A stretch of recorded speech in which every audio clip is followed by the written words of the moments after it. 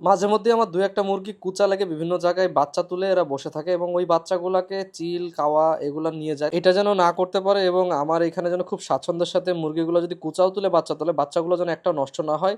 এটার জন্য আমি একটা কাজ করেছি আজকে, সেটা হচ্ছে এরকম একটা মশারি তৈরি করেছি। স্মার্ট মশারি বলতে পারেন আরকি।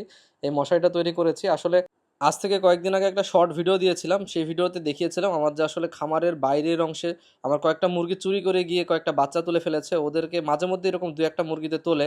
তো এইটা একটা প্রবলেম হয় আমার দেশি মুরগির খামারে। এই প্রবলেমটার আসলে কোনো সমাধান পাচ্ছিলাম না।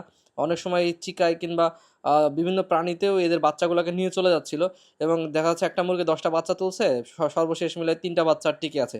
এরকম হচ্ছিল এভেলেবল।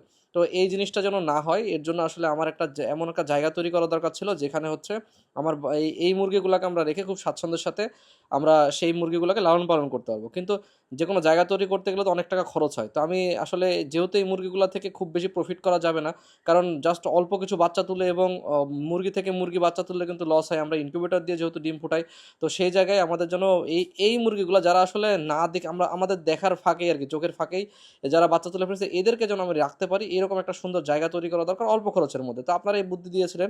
এক ভাই বলেছিল ভাই চেনওয়ালা মশারি বানান যাতে এর মধ্যে এরকম হবে। এরকম একটা ভিডিও আমাকে এক ভাই শেয়ার দিয়েছে WhatsApp এ।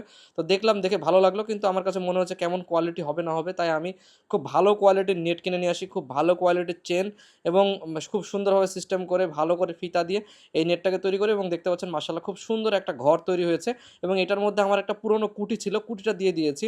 এই কুটিটা রাখার কারণ হচ্ছে এর মধ্যে বাচ্চাগুলো নিয়ে মুরগিগুলো উঠতে পারবে এবং যখন দিনের বেলা যদি কোনো সমস্যা হয়, রোদ হয় কিংবা বৃষ্টি হয় যে কোনো কিছু, তাহলে কুটির তলায় একটু জায়গা আছে, ওরা ওই হাইডিং প্লেসের মধ্যে ওরা ওখানে থাকতে পারবে।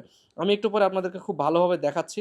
যেহেতু বাইরে থেকে জিনিসটা দেখতে সুন্দর লাগছে, ভেতরেও জিনিসটা মানে ওদের পরিবেশটাও সুন্দর এবং এটা যেন খুব সুন্দরভাবে কুঠিতে উঠতে পারে এর জন্য একটা তক্তা দিয়ে দিলাম যেন কুঠির মধ্যে উপরে উঠে যায়। আপনাদের এলাকায় কুঠিকে কী বলে? মুরগির কুঠি তো বলে। আর আমাদের এর ভেতরে দেখতে পাচ্ছেন নিচে জায়গা আছে, উপরে জায়গা আছে, এর মধ্যে খুব স্বাচ্ছন্দ্যের সাথে থাকতে পারবে। আমাদের একটা মুরগি অলরেডি ১০ টা বাচ্চা তুলেছিল, সেটার মধ্যে মাত্র ৩ টা বাচ্চা টিকেছে, ওইটা পার করে দিয়েছে অলরেডি, ওই বাচ্চাগুলো বড় হয়ে গেছে।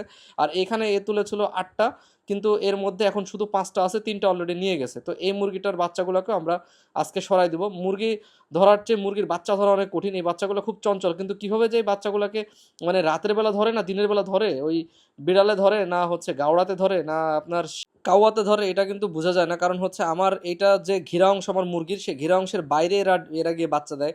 তো এটার জন্য খুব সমস্যা। আর এই বাচ্চাগুলোকে ধরাটা খুব টাফ ছিল। আমরা খুব কষ্ট-মষ্ট করে তাও ধরি, কারণ এদেরকে বাঁচানোর জন্য ধরতে হবে একটু কষ্ট হইলেও।